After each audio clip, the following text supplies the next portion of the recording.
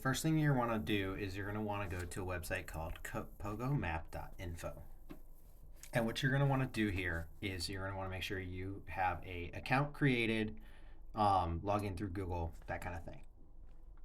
Then the next thing we need to do is go to settings. We want to go to visual, and what we want is cell 14 and level 14 and level 17 cells. Level 17 cells govern PokeStops. You can only have one stop per level 17 cell. And level 14 cells bound those level 17 cells into, I think, a 10 by 10. But level 14 cells are what determine how many gyms you have. There's a formula of level 14 that says if I've got two level 17 populated stops, then one of those must be a gym because there's two stops in a level 14. Okay, so once we do that, we now have our map, and I populated this yesterday, but what we would have to do is you have to now go populate the map here with the stops you know so that you can start to identify where there are gaps. So how do we do that? What we're going to do is you'll notice I have added a manual stop here. This is the Be Kind to Every Kind mural. How you do that is you go to Add to Map, and what you do is you need to select if it's a PokeStop, a gym, or whatever. You say Next, and then you click. Now, when you click, you're going to add the title, but this is important when you're adding that Be Kind to Every Kind, is you need to get the right GPS. And how do you do that? Well, you do that by going to the map, clicking on the stop that you can see,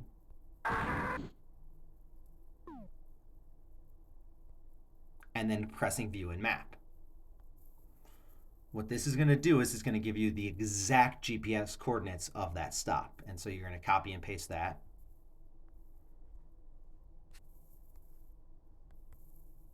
Into here.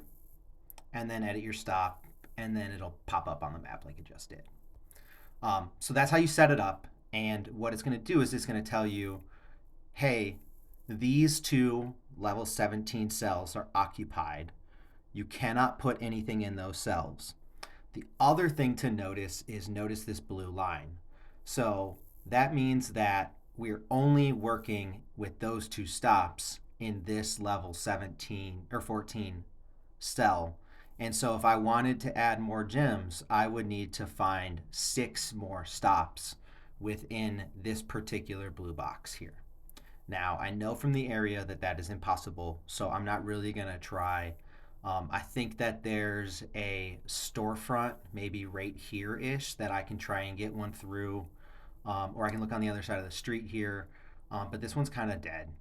It just is.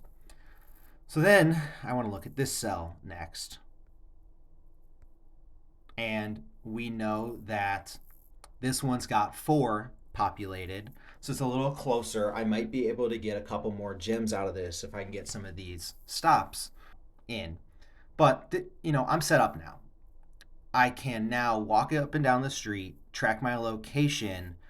I can do this button to say exactly where I am, and I can, as I'm standing in spots, know what cell it might land. Because the worst thing that can happen here is that you get multiple points of interest into a single cell, 17 cell. So if I had one here and one here, only one of those is going to show, and that's bad. So that's why location GPS is really important. But for the most part, I'm set up now to go do some scoping out and seeing, hey, can I get anything into this cell? Can I get anything into this cell? Like, are there any stops along this route I may be able to submit, which is what I'm gonna do here, is start identifying additional stops. There's one right here I wanna put in, and so I can do this. I'm gonna add it as private. I want to add this.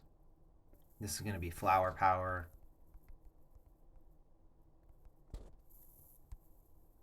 And then I just need to go stand there and take the picture and submit the PokeStop and then track it, and then I would have something filled in that cell. Yeah,